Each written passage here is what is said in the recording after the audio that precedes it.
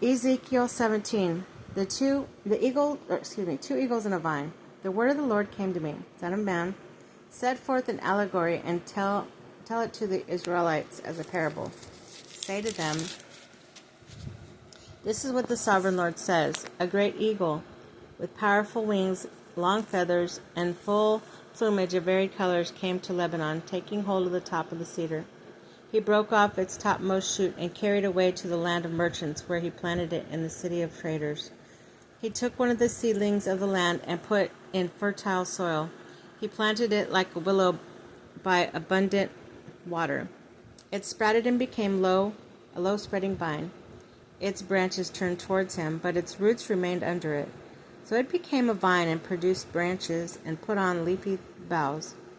There was another great eagle, had powerful wings, of full plumage, and the vine now set out its roots toward him from the plot where it was planted, and stretched out his branches to him for water. It had been planted in good soil by abundant water, so that it would produce branches, bear fruit, and become a splendid vine.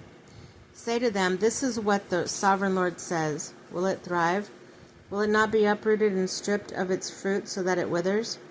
All its new growth will wither, and it will not take strong arm or many people to pull up by the roots. It has been planted, but will it thrive? Will it not wither completely when the east wind strikes it? Wither away and plot where it grew. Then the word of the Lord came to me. Say to this rebellious people, do you not know them what things mean? Say to them, the king of Babylon went to Jerusalem and carried off her king and her nobles, bringing them back with them to Babylon. Then he took a number of the royal family and made a treaty with him, putting him under oath. He carried away the leading men of the land, so that kingdoms would be brought low, unable to rise again, surviving only by keeping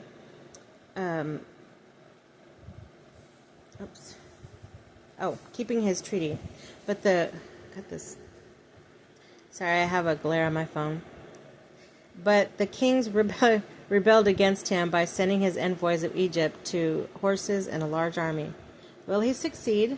Will he who does such things escape? Will he break down the treaty and yet escape?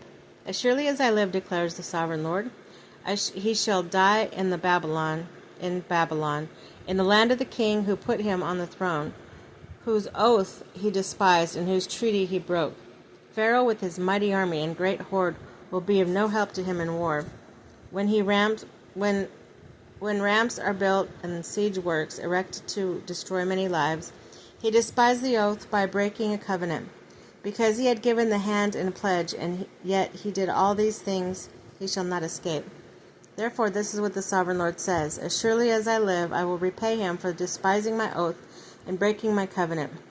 I will spread my net for him, and he will be caught in my snare. I will bring him to Babylon and execute him on judgment on him. And because he was unfaithful to me, all his choice troops will fall by the sword, and the survivors will be scattered to the winds. Then you will know that I, the Lord, have spoken. This is what the sovereign Lord says. I myself will take a shoot from the very top of the cedar and plant it. I will break off a tender sprig from its topmost shoots and plant it on a high, lofty mountain. And on the mountain's heights of Israel I will plant it. It will produce branches and bear fruit and become a splendid cedar. Birds of every kind will nest in it. They will find shelter in the shade of its branches. All the trees of the forest will know that the Lord bring down all the tall trees and make the low tree grow tall. I dry up the green tree and make the tree flourish. I, the Lord, have spoken, and I will do it.